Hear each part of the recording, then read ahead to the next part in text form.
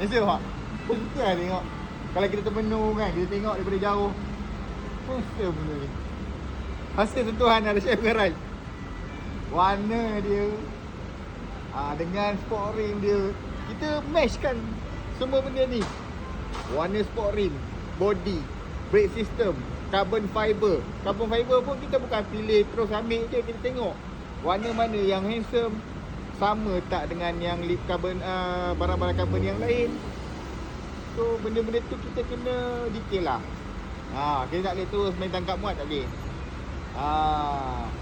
Saya betul-betul cakap saya curahkan apa yang saya ada untuk kereta ni. Nak jadikan dia macam ni.